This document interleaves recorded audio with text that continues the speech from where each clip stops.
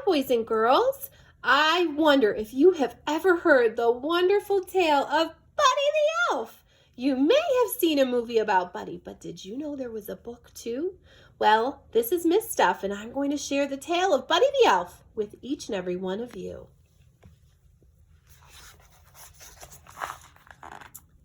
This is the story of how Buddy the Elf saved Christmas. It's a story that begins many years ago. One Christmas Eve, Santa Claus slid down the chimney of an orphanage with his sack full of toys. And while he was eating some cookies the children had left out for him, a little baby crawled into his sack.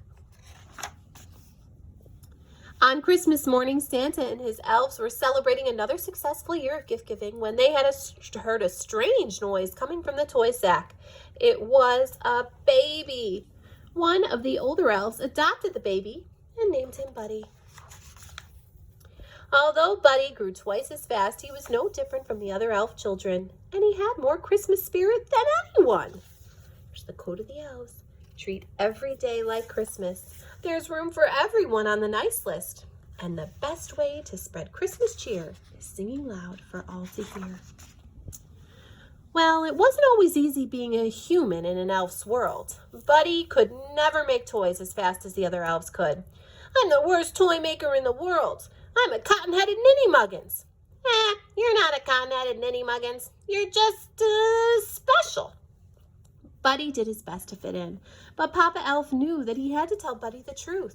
Papa Elf told the story of how Buddy had come to the North Pole as a baby. His human father, Walter, never knew that Buddy was born. Walter lived in a magical place called New York City with his family. But that wasn't all. Santa had one more surprising thing to tell Buddy. Your father, he's on the naughty list. No! Some people just lose sight of what's important in life, Santa explained. That doesn't mean he can't find his way again. Maybe all he needs is a little Christmas spirit.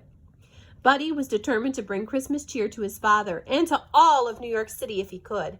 Buddy said goodbye to Santa, the elves, and Papa Elf. He knew they would always be there for him. Bye, Buddy. Hope you find your dad. Buddy traveled through the 7 levels of the candy cane forest, past the sea of swirly, twirly gumdrops, and then he walked through the Lincoln Tunnel. Yikes, scary. Buddy quickly learned that New York City was a magical place. He made new friends. He got his shoes shined. He ran circles through a revolving door, and he played hopscotch on the crosswalk. Finally, Buddy went to see his father, who worked in an office in the Empire State Building. But Buddy's dad didn't want to see him. He didn't believe that Buddy was his son or an elf, and he ordered him to leave. Buddy was beginning to understand why Walter was on the naughty list. Buddy left feeling discouraged, but then he saw something that made him smile. A big store all decked out for Christmas. Inside, a girl named Jovi was decorating a Christmas tree. Buddy was glad to meet another human who shared his appreciation for elf culture. Jovi told him that Santa would be visiting the store the next day. Buddy was so excited to see Santa again. Wow. Buddy stayed up all night decorating the store in preparation for Santa's arrival. But when Santa arrived the next morning, Buddy realized that he was an imposter. You smell like beef and cheese. You're not the real Santa. You sit on a throne of lies. Buddy ripped off Santa's fake beard, and all the children screamed. He caused such a ruckus that the store manager called Buddy's dad to come and pick him up. At dinner, Buddy told his family about the 4 main food groups that elves eat: candy canes, candy corns, and syrup. Buddy had a whole list of things that he wanted to do with his dad. Make snow angels for 2 hours, go ice skating, eat a whole roll of cookie dough as fast as he can, and snuggle. But Buddy's dad didn't want to do any of those things. All he wanted to do was work. So Buddy went to work with his dad. He tried coffee. He helped answer the phones. Buddy the Elf, what's your favorite color? And he sorted packages in a shiny mailroom.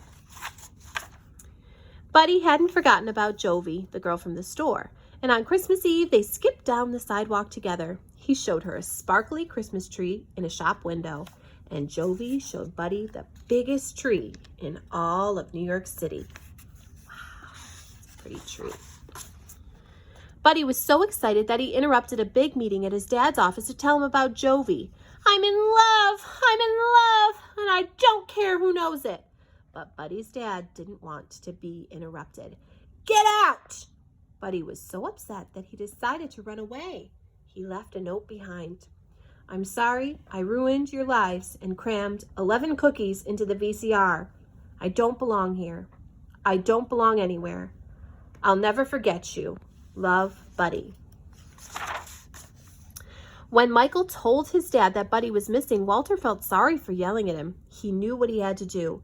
Walter's boss didn't want him to leave the meeting, but Walter said that nothing was more important than finding his son. It was Santa's sleigh. Buddy was on his way out of the city, but then he saw something strange overhead. It was Santa's sleigh, and it was falling from the sky. Oh no. Buddy found Santa in Central Park. My sleigh can't fly without Christmas spirit, and there's no Christmas spirit anymore, Santa explained. I need an elf's help. But Santa, I'm not an elf. Buddy, you're more of an elf than anyone I've ever met. Suddenly, Walter and Michael burst through the trees. They had been looking for Buddy all night. Buddy, I need to apologize to you, Walter said. You've been right about everything, and I don't want you to leave. You're my son, and I love you. I love you too, Dad. While Buddy helped Santa fix the sleigh, Walter and Michael joined Emily and Jovi out in the crowd outside Central Park, and they needed to help people find their Christmas spirit. Jovi remembered something Buddy had told her. The best way to spread Christmas cheer is singing loud for all to hear. One by one, everyone began to sing. It's working, Buddy exclaimed. Everyone except for Walter. Dad, you have to sing. Finally, Walter joined in. Santa Claus is coming to town. Just in the nick of time, Santa's sleigh soared in the sky. There was so much Christmas spirit in the air that the sleigh flew all the way to the top of the Empire State Building. The next day was Christmas, and it was the best Christmas ever because Buddy got to spend it with his whole family, doing all of his favorite things, singing, giving gifts, and snuggling. And that's the story of how, with a little help, Buddy the Elf managed to save Christmas, and his spirit saved a lot of other people too. The end. Wasn't that a great story, friends? I hope you enjoyed it, and I hope you have a very happy holiday.